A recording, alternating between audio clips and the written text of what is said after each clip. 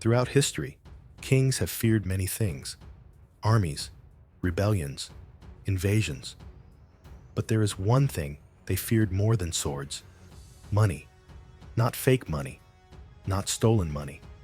A type of money so powerful, so uncontrollable, that rulers tried to erase it completely. They banned it. They destroyed it. They made it illegal. Not because it was weak, but because it worked too well. Long before coins and paper, people used objects as money. Strange objects, shells, metal tools, blades, even knives. At first, these currencies looked harmless. Beautiful shells, easy to carry, metal blades, useful and valuable. People trusted them, and that trust spread. Take cowrie shells. They were small, durable, hard to fake. In parts of Africa, Asia, and the Indian Ocean, cowrie shells became real money. You could buy food, pay debts, even pay taxes. Shells flowed through markets, villages, and trade routes. And here's the problem: kings did not control them.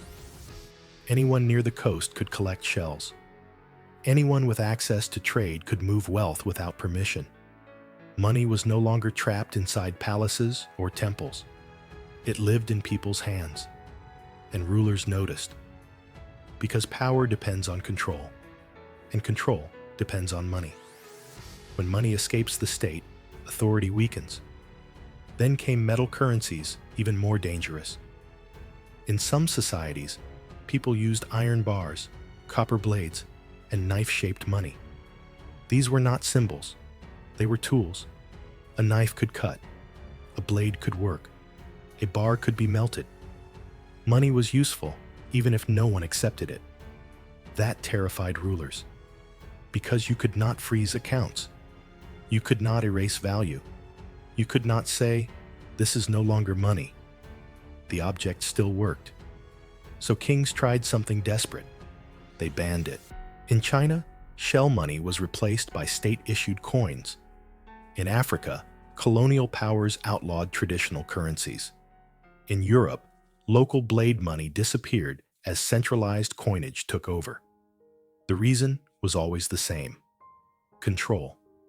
Rulers wanted money they could tax, track, and limit. Coins with faces, stamps, official marks. Money that existed only because the state allowed it. Shells had no king's face. Knives carried no official seal.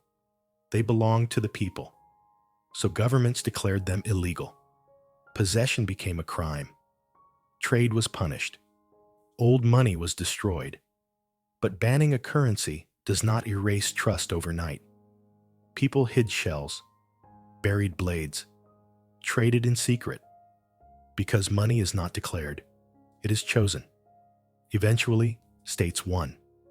Centralized money replaced dangerous currencies. But something was lost. Money stopped being useful on its own. It became symbolic, dependent, fragile. And here is the uncomfortable lesson. The most dangerous money is not the kind you can print. It is the kind you cannot control. Money that works without permission. Money that holds value even if the state collapses. That is why kings feared shells. That is why blades were banned. That is why strange currencies vanished. Not because they failed, but because they succeeded too well.